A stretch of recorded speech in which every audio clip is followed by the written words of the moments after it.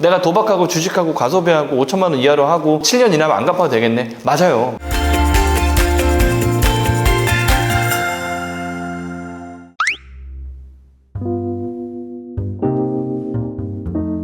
안녕하세요, 김민성 변호사입니다. 세도약 기금 배드뱅크의 두 번째 시간입니다.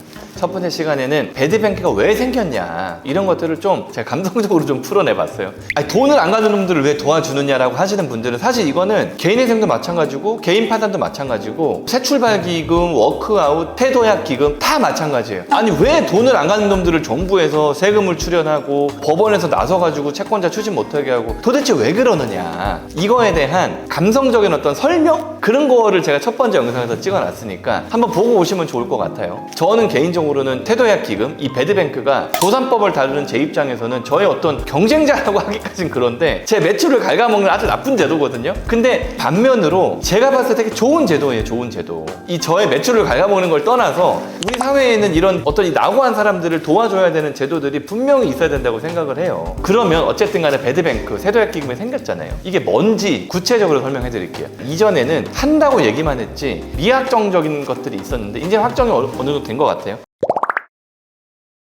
해주고, 일단 첫 번째로 누가 어떤 지원을 받느냐 요건데, 사실 세도약 기금은 어떤 사람을 대상으로 한다기보다는 채권을 기준으로 하는 거예요. 채권을. 그래서 채권이 7년 이상 연체가 되고 원금 기준, 원금 플러스 이자가 아니라 원금 기준 5천만 원 이하면 이거에 대한 조정을 해주겠다는 거예요. 그러면 7년 연체가 됐다는 건 언제부터 7년입니까? 라고 하면 기준이 나왔습니다. 2018년 6월 19일 이전부터 연체가 됐다면 이거는 세도약 기금이 얘기하는 7년 이상 연체 채권에 해당하는 거예요. 그러면 나는 2018년 6월 19일 이전부터 워크아웃을 거쳐가지고 계속 조정을 하고 있는데 이거 연체된 거예요? 안 된 거예요? 라고 얘기를 하면 이거 연체 안 된 거예요. 조정 중이니까. 지금 어떤 말씀인지 아시죠? 이 세도약 기금에 연체된 채권은 아무것도 안 한 채권이에요. 아무것도 안 한 채권. 2018년 6월 19일 이전에 발생한 원금 5천만 원 이하의 채권을 대상으로 한다 이거예요. 그러면 여러분들도 궁금한 게 2018년 6월 19일 이전에 여러 채권들이 있어. 예를 들어 뭐 국민은행에서 3천 빌렸고 하나은행에서 2천 빌렸고, 그럼 그걸 다 합치면 1억이 되는데 이거는 그러면 5천만 원 이하냐 아니면 이하가 아니냐라고 여쭤보면 각 금융권별로 5천만 원을 책정을 한답니다.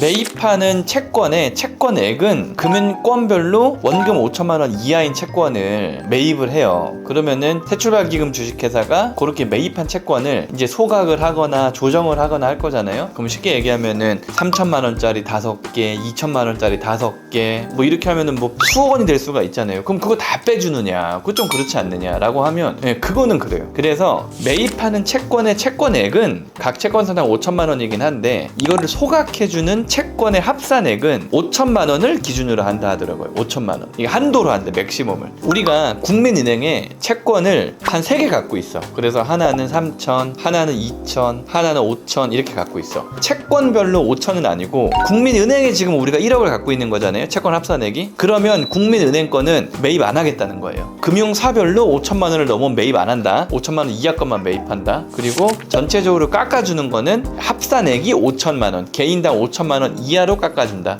그럼 남는 건 어떻게 해요? 남는 거는 개인회생하고 개인 파산하고 워크아웃하고 이런 거를 세도약 기금 주식회사에서 안내해주겠다는 거예요. 별도로. 그리고 어떤 식으로 조정을 해주냐, 첫 번째가 뭐냐면 소각을 해버립니다. 소각을. 그래서 어떤 얘기냐면 그냥 파산하고 비슷하게 안 갚아도 돼 이렇게 얘기해주겠다는 거예요. 누구나 다 안 갚아도 되냐? 그건 아니에요. 그건 아니고 세도약 기금에서 행정청과 그 다음에 법원과 뭐 이런 여러 가지 유관기관들과의 어떤 개인정보를 활용을 해서, 개인정보라는 건 되게 소중한 거잖아요. 그래서 최소한으로 활용할 수 있는 어떤 그런 법 개정을 한다 하더라고요. 이 세도약 기금을 위해서. 그래서 이 사람들의 어떤 재산 조회를 하고 부채도 조회하고 연체 기간도 조회하고 현재 어디에서 어떤 일을 하고 어떤 급여를 받고 있는지도 다 조정을 하겠다는 거예요. 이게 좀 달라. 왜냐면 워크아웃이나 회생, 파산 이런 것들은 내가 신청을 해서 이 신청에 필요한 모든 자료들을 내가 내야 되거든요. 법원에 내야 돼. 세도약 기금은 그게 아니라 이 세도약 기금이라는 회사에서 그런 것들을 다 조회를 하겠다는 거예요. 그래가지고 얘는 내가 봤을 때 아무것도 없는 애야. 뭐 예를 들면은 중증 장애인이야. 근로 능력이 전혀 없어. 아니면 기초생활 수급자야. 기초생활 수급자를 받기 위해서 행정청에서 많은 것들을 조사한 사람을 또 조사할 필요가 없잖아요. 빚을 갚는 게 사실상 불가능하고, 그렇기 때문에 7년 동안 소액 채권을 연체했다면 이 세도약 기금 회사에서 없애버리겠다는 거예요. 그냥 그 다음에 우리가 봤을 때 뭔가 얘는 빚을 갚을 능력이 좀 돼. 그러면 계약서 보내겠다는 거예요. 야, 내가 조사해보니까 너는 한 30만 원씩 한 6년 정도 갚으면 갚을 수 있을 것 같은데 이렇게 한번 할래? 라고 계약서를 보내겠다는 거예요. 그래서 그 계약을 체결하면 그런 식으로 채무가 조정이 되는 거고, 그게 아니라면 그냥 마는 거예요. 지금까지는 그런 식으로 나왔어요. 그러면 세대협약기금에서 이 모든 석 달의 채권들을 다 샀어. 그러면 추심을 어떻게 할 거예요? 추심 안 하겠다는 거예요. 면제해줄 사람들 있잖아요. 그냥 소각해줄 사람들. 그 추심 뭐로요? 소각할 건데. 그 다음에 갚는 거를 쇼부 봐야 되는 사람들. 그럼 세도약기금에서 여러 가지 상황을 봤을 때 뭐 30만 원씩 5년 갚으면 되겠다. 10만 원씩 뭐 10년 갚으면 되겠다. 예를 들어 그쪽에다가 보냈어. 근데 그쪽에서 협약 체결을 안 했어. 계약 체결 안 하면 그거에 대한 추심은 있겠죠. 또 은근히 금융기관에서 포기하고 있었는데 재산이 되게 많다라거나 소득이 되게 많아. 이런 것들이 발견되면은 세도약기금 주식회사에서 더 적극적으로 추심을 더 하겠죠. 그 다음에 갚을 수 있는 능력이 되느냐 안 되느냐를 판단하는 기준이 2025년 최저생계비는 143만 얼마예요. 2025년에 한 10만 원 정도 늘어난 154만 원 정도 한다 그러더라고요. 그래가지고 이 이상의 어떤 그 소득이 있는 사람들은 갚을 능력이 있다라고 세도약기금에서 판단을 하겠다고 합니다. 그 다음에 나는 대상이 아닌데 뭐 예를 들어 나는 아까 2018년 6월 19일 이후에 나는 그 연체가 시작됐는데 야 이거 뭐 일주일 상관 한 달 상관으로 나는 뭐 도움 못 받는 건 너무 억울하지 않냐? 라고 하는 사람들을 위해서 세도약기금이 5년 이상 7년 이하의 채권들도 조정하는 프로그램을 따로 마련하겠다고 해요. 그 다음에 이런 분들 되게 많았어요. 나는 이미 워크아웃 같은 걸 신청해가지고 되게 장기간 채무를 성실하게 갖고 있는데 그러면 진짜 나는 억울한 거 아니냐? 그런 분들 되게 억울하겠죠. 왜냐면 지금 빚을 갚은 기간이 7년도 넘었어. 그러면 사실 빚을 안 갚고 있던 사람하고 성실하게 갚은 나하고 내가 손해보는 거잖아요, 내가. 물론 이제 그 사이에 이 7년 동안 이 사람들이 어마어마한 추심을 당하고 나는 추심 안 당했지만 어쨌든 간에 이분들 입장에서는 억울할 수도 있단 말이에요. 그분들한테는 대출 제도를 마련해 놨다고 그러더라고요. 이게 이름이 있습니다. 5천억 규모의 특별 대출을 저리로 빌려준다고 해요. 1인당 최대 1,500만 원까지. 그럼 보세요. 5년 이하로 그럼 밀린 사람들은 뭐냐?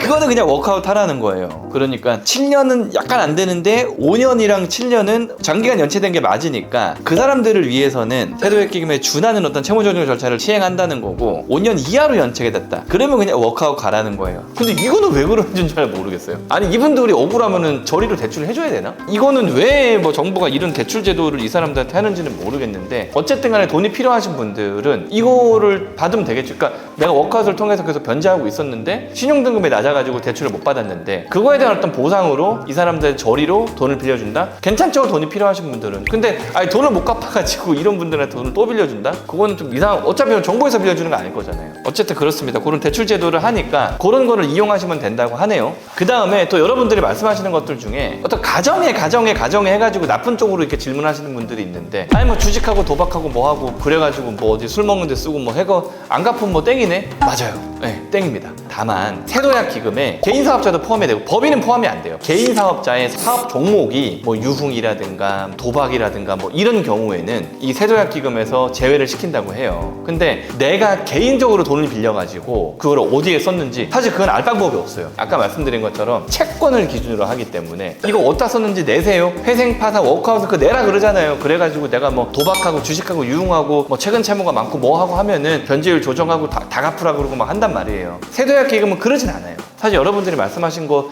내가 도박하고 주식하고 과소비하고 5천만 원 이하로 하고 뭐 7년 이나면 안 갚아도 되겠네. 맞아요. 맞는데 그렇게 할 사람들 아무도 없을 거예요. 사실 제일 쉬운 건 전화하는 거거든요. 너무 부담 갖지 마시고 저희 대표번호로 전화 주시면 답변을 드리도록 하겠습니다. 그리고 그런 사업을 하시는 분들은 당연히 이제 정부에서 안 해준다고 하는 거고, 그 다음에 내가 빚을 갚을 수 있는 능력이 있냐 없냐를 기준하는 거는 2026년도에 최저생계비 154만 원 기준으로 한다고 하고, 이걸 넘어가는 분들은 좀 더 갚으라고 세도약기금에서 조정을 해서 거기에 계약서를 보내고 거기에 사인하면 조정이 이루어지고, 안 하면은 뭐 알아서 또 세도약기금 쪽에서 추심을 하겠죠. 그 이하라면은 일괄적으로 면제를 딱 해주고 이런 식으로 한다고 해요. 일정 같은 경우는 사실 올해 안으로 대부분 일정은 다 끝나고, 그 다음에 구체적으로 소각을 하는 거는 올해 안으로 아마 될 것 같고요. 그 다음에 조정하는 절차들은 내년으로 넘어간다고 합니다. 어쨌든 세도약기금 관련해가지고 여러 가지 말씀을 드렸고, 요 다음 시간에는 궁금해하는 것들 물어보고 답하고 되게 짧게 궁금해하시는 거의 모든 것들을 제가 다시 알려드릴게요. 그 영상을 꼭 참고해주세요. 감사합니다.